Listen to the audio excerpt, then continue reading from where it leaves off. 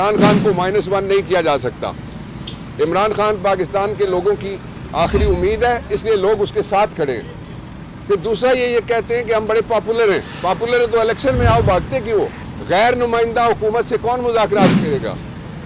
یہ دم کٹی حکومت ہے، اس کے دانت نہیں ہیں، اس کے پنجے نہیں ہیں، اس کے منہ میں صرف آگ برسانے کا ایک ہنر یہ جانتے ہیں جو عمران خان کے خلاف بات کر رہے ہیں۔ یہ پاکستان میں ایک ایسی حکومت ہے جس پہ اندرون ملک کوئی اعتبار نہیں کرتا۔ ساری دنیا کے ساری حکومتوں کو پتہ ہے، سارے اداروں کو پتہ ہے کہ یہ پیسے چوری کرتے ہیں، چوری کر کے بیرون ملک بیچتے ہیں۔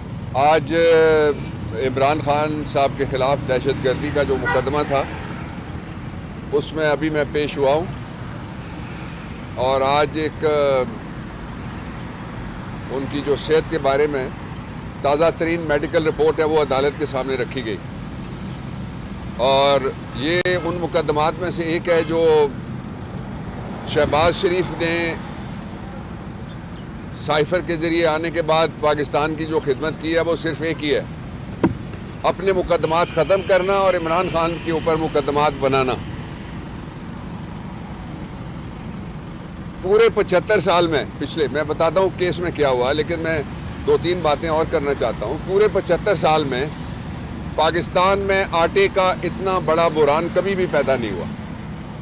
یہ ایسا بحران ہے جس میں ایک انسان جو 7 بچوں کا باپ تھا، ایک خاتون کا سہاگ تھا اور اپنے والدین کا واحد سہارا تھا، وہ آٹے کی لائن میں لگے آٹا لیکن اس کو موت مل گئی۔ بلوچستان میں کھڑے ہو کے لوگ کہہ رہے ہیں کہ یا ہمیں مار دو یا ہمیں آٹا دو، اس لیے اگر ہم زندہ رہیں گے تو ہمیں روٹی کھانی پڑے گی۔ جو گندم فگرز جو آ رہے ہیں جہاں ان کی حکومتیں پی ڈی ایم کی، وہ پتہ لگتا ہے کہ ہر گھر میں 2-3 بوریاں گندم کی پہنچ گئی ہیں۔ سب فراڈ ہوا ہے، جس طرح سیلاب میں فراڈ ہوا کسی کو کچھ نہیں ملا، اسی طرح آٹے میں بھی فراڈ ہو رہا ہے ان کے ساتھ۔ اور یہ جو بحران ہے، پاکستان نے 2 جنگیں لڑی ہیں، 1965 میں اور 1971 میں۔ اس جنگ کے دوران بھی اتنا بڑا آٹے کا بحران کبھی نہیں پیدا ہوا تھا۔ جنگ حالانکہ خود سب سے بڑی خرابی ہوتی ہے اور سب سے بڑی وجوہات پیدا کرتی ہے ہر طرح کے بحران کی۔ اس کا سبب کیا ہے؟ اس کا سبب بڑا سادہ ہے۔ پاکستان میں ایک ایسی حکومت ہے جس پہ اندرون ملک کوئی اعتبار نہیں کرتا۔ انہوں نے ساری انڈسٹری بٹھا دی ہے، جو ملیں پیدا کرتی ہیں کھاد تاکہ فصل بوئی جائے، وہ بھی بند ہو رہی ہیں۔